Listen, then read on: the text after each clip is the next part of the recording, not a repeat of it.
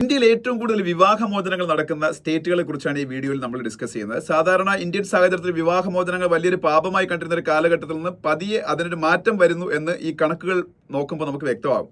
ഇന്ത്യയിൽ ഏറ്റവും കൂടുതൽ വിവാഹമോചനങ്ങൾ നടക്കുന്നത് മഹാരാഷ്ട്രയിലാണ്. ഏതാണ്ട് 19% വിവാഹമോചനങ്ങളാണ് മഹാരാഷ്ട്രയിൽ നടക്കുന്നത് 2023 കണക്കനുസരിച്ച്. 19% എന്ന് പറയുമ്പോൾ 100 വിവാഹങ്ങൾ നടക്കുമ്പോൾ 19 പേര് വിവാഹമോചനം നേടുന്നു പിന്നീട്. അതുപോലെ രണ്ടാം സ്ഥാനത്ത് ഏറ്റവും കൂടുതൽ വിവാഹമോചനങ്ങൾ നടക്കുന്നത് കർണാടകത്തിലാണ്. ഏതാണ്ട് 12% വിവാഹമോചനങ്ങളാണ് കർണാടകത്തിൽ നടക്കുന്നത്. മൂന്നാം സ്ഥാനത്ത് ഏറ്റവും കൂടുതൽ വിവാഹമോചനങ്ങൾ നടക്കുന്നത് ഉത്തർപ്രദേശിലാണ്. അവിടെ ഏതാണ്ട് 9% വിവാഹമോചനങ്ങൾ നടക്കുന്നു.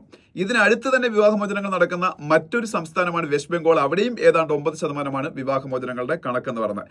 ഏതാണ്ട് 8% വിവാഹമോചനങ്ങളാണ് 5ാം സ്ഥാനത്തുള്ള ഡൽഹിയിൽ നടക്കുന്നത്.